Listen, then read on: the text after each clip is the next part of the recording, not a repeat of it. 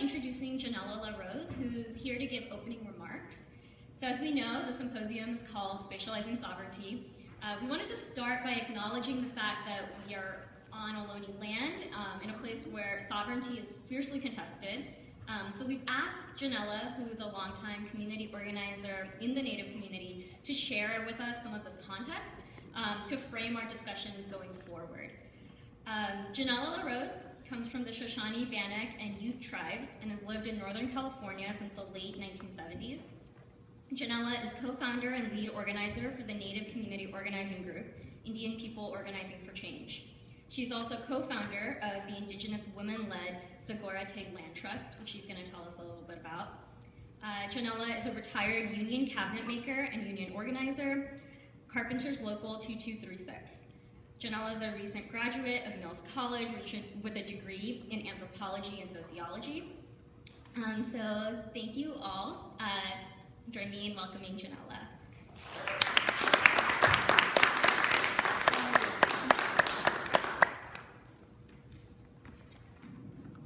Hi, welcome to Ohlone territory. So first, I always write notes and then I never follow them, but first I want to talk about just the Ohlone people, where they live, and talk about the Spanish missions a little bit, talk about the occupation of SRGSTEL in 2011, and then talk about the land trust. So I'll start here.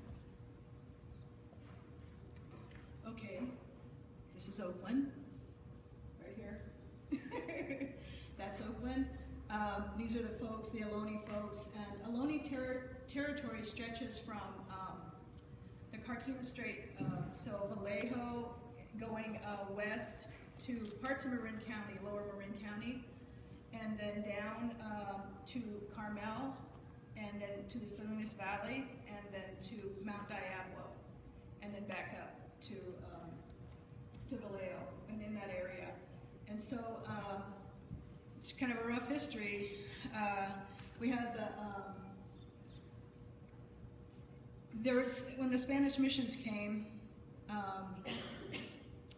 it was an intentional genocide of Indian people by the Catholic Church and the mission system and the federal government at that time. And so here's the map. So anyway, you'll see that, I can't really have a pointer thing, but where it says Patwin, right below, that's the area of, you can see the area there, SRGSTEL. It's just right on top. And then where you are right now, you're in the village of Huchian. That's what Oakland was, Huchian. And the language that's spoken here is Carquin. And that language is spoken from Huchian up to that area where it says Patwin, or just below there. So you have all these different tribes, and some of these are tribal villages, groupings, and some of it is village names, and some of it is the language spoken. So I don't have so you'll see it there. So when we talk about the Spanish mission system, these are all the missions that are in Ohlone territory. And at the time when the first mission opened, I think it was 1796, they built that first mission down in San Diego, and that was the Kumeyaay people. And then they made their way up to Chumash country, and that was Father Sarah. And at that time, Indians were enslaved and forced to build these missions. And actually in San Diego, all these atrocities happened to Indian people. And in San Diego, there's a place called the Crying Rock. And what happened was they would make California Indian people build these missions by force, and they would starve them, and they would carry these big giant logs, trees from up in the hills, and they would bring them down, and they would starve these people. And if they didn't do this work, they would throw their children off this huge rock and down into this canyon. So it's a horrible, horrible history, and I don't want to spend too much time on it. It's pretty awful, but I really believe it is intentional genocide of Californian people. And Mills College, let's see if I think the date here. Mills College was started in 1852, and around that time, that's when all this was happening, right off the heels of the gold rush. So California Indian people were running for the hills, literally trying to save their lives. And let me go back one slide. And what happened was they would flee from these missions and try and hide in the hills. And this waterway, as you see, where it says Carquin, Sogorea-Te, that's the most narrow waterway of all the bays in the area. So they would cross over and try and hide and take refuge there. And a lot of times they were just captured and killed and left in the ocean or left in the bay there. And a lot of times they would they were so fearful they would run back to which was Mission San Jose, which is in Fremont, and try and seek refuge there. But life was so rough for California Indians and just terrible genocide that was happening. And so literally Ohlone people just disappeared. And so then in 1921, actually 3 Ohlone tribes were recognized. And then a terrible mistake of history happened. This federal Indian agent, Harrington, came and he looked all over the bay and everything. He says, I don't see any Indians. I don't see any Indians. So they lost their federal recognition. And not only that, the federal recognition, but they were just really erased from history. And so that's what happened there. You got the mission system. And here's the map. And one thing about the Ohlone people that's pretty interesting, we have a lot to thank this archaeologist, Nels Nelson. He documented all the shell mounds in the Bay Area. And we're grateful to him for doing that, because if he had not done that, we would have never known these sacred places. And as you can imagine, they were maybe 3 stories high, and there were burial sites. So we call them shell mounds because they were definitely covered with shells, but they weren't all shells, like maybe about 30% shells. So when you would go around the bay, they would ring the bay, and so the villages that you saw, that photo, that drawing, is these villages would be nearby. So the closest shell mound here is Emeryville, and that's carbon dated at 5,000 years. And the buildings that you think, I think it's the Hilton and those other buildings that jut out on the other side of the freeway, that's all landfill. But the shell mound set right there on what's called Shell Mound Street in Ohlone. That's how they honored the Ohlone people. So that was the shell mound there, the original shell mound. And they were all over the bay. And these are sacred sites. These are what people, they lived, prayed, raised children, and in these places, these little villages. And what happened was they were leveled.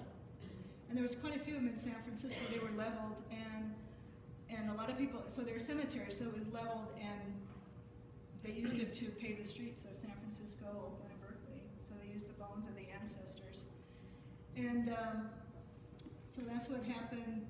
And one of the sites, like in Sogorea-Te, that site there, that was leveled, and they created these little mini mansions, and I'll show you some of those. Well, I'll show you that story. Oh, okay. So this is Sogorea-Te, and when we talk about spatiality and geography, I always like to look at it as like, it's really important to know where you're situated, like where you're actually standing.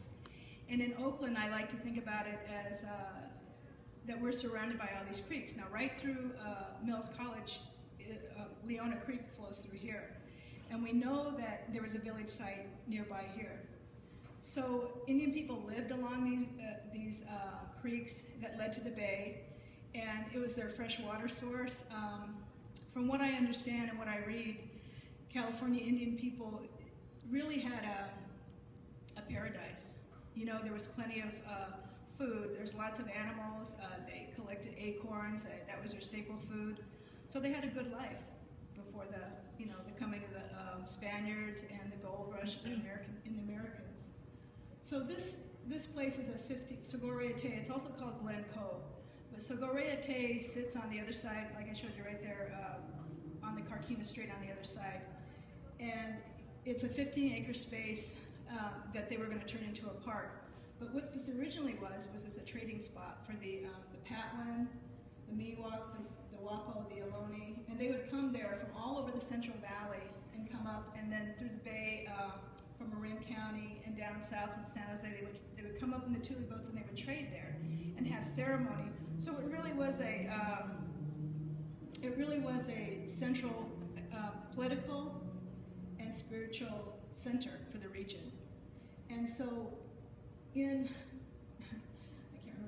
1999, a friend of ours, Wounded D. Ocampo, approached Karina Gould and I and said, there's a sacred site in Vallejo that they're going to level and create a park out of. And we're like, whoa. So we're like, okay. So we went up there and took a look at it, and we met for 12 years, every Tuesday for 12 years, working on the site to try and save it. And we were talking to this. It's owned by the city of Vallejo and the Greater Vallejo Recreational Department, GVRD.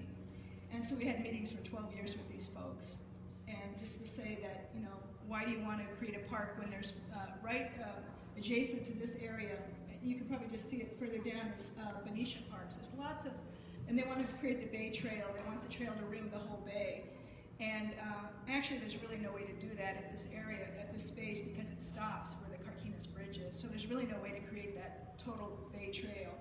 So, and we felt like there was enough parkland, there was enough bathrooms. They didn't need another park with bathrooms. So they wanted to do put a 15-car parking lot and a restrooms and overhead lights.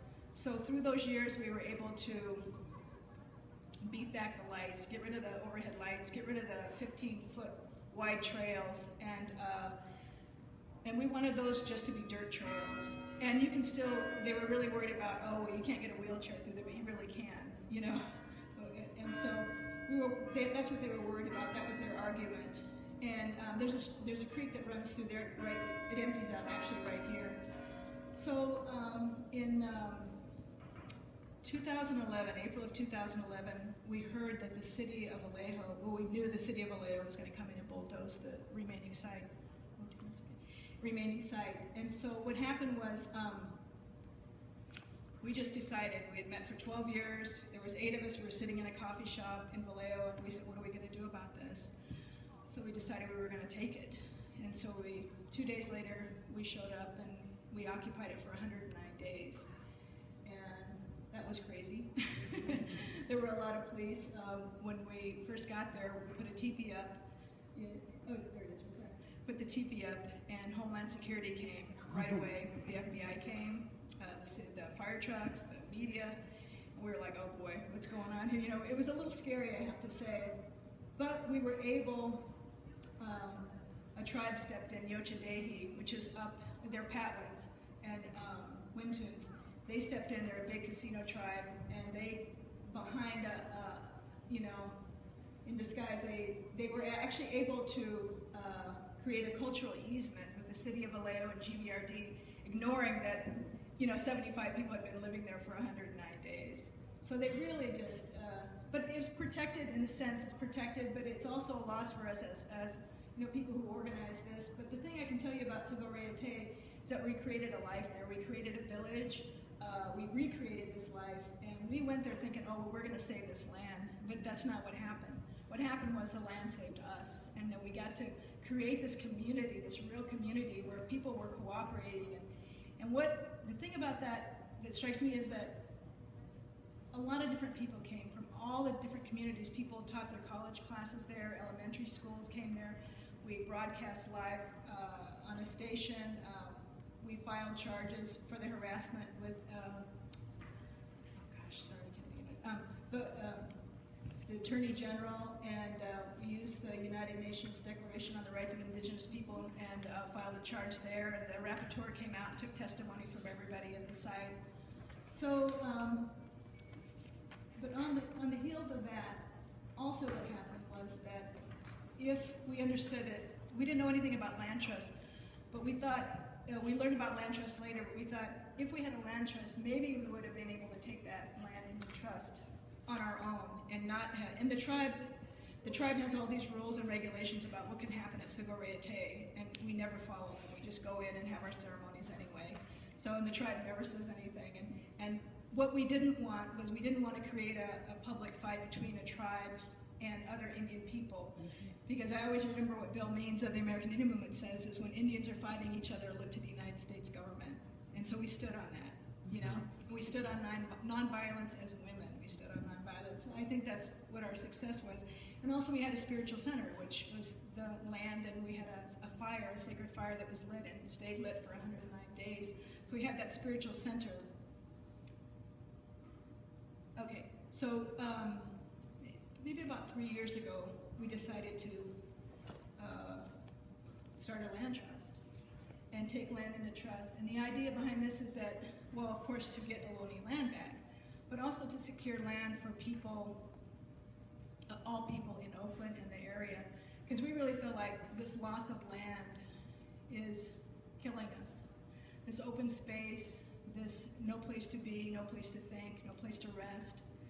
And so we're looking at vacant lots in Oakland, and we're looking at turning those into safe places.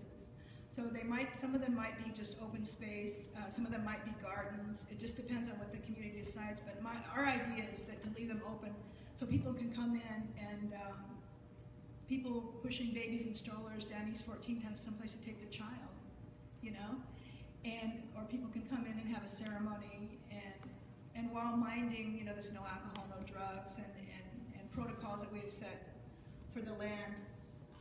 And we also have a thing called the Shoshone land tax, but I think we're going to change the word tax because I hate to have that nice Ohlone name next to the word tax. But it's a tax where we're asking people to voluntarily pay a tax on Ohlone land because they're benefiting by living on Ohlone territory. So you can read that on the website. I'm just going to play this clip about the land trust.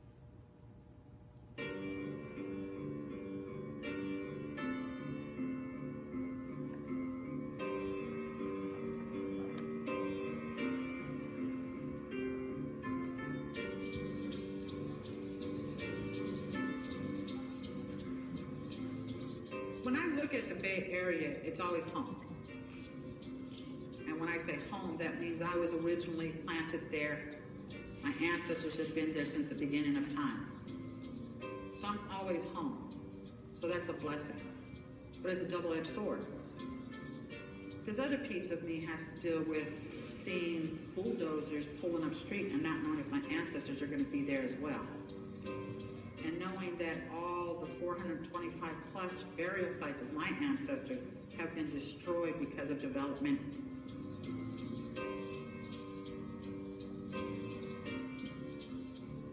When you look at this shell mound, which is the oldest one, it's covered completely by asphalt. My name is Karina Gould. I'm Shoshone and Karkina Ohlone. I've been working on sacred sites protection and preservation for the last 20 years of my life. They destroyed a mound that was over 3 stories high. Indian People Organizing for Change is a community organizing group that Karina and I started in 1999. In the beginning, it was really about teaching ourselves to stand up and make some changes in our community. And so what we're trying to do now is create a land trust. A space where Ohlone people can come together, revitalize language and song and dance and ceremony, and talk about looking at the Bay Area in a different way, doing what our ancestors taught us to do, to take care of the land. And how do we do that with cities brought up all around us? It's about the survival of our culture and who we are. In every other way, we have been erased. This generation has to make that leap in order for us to survive.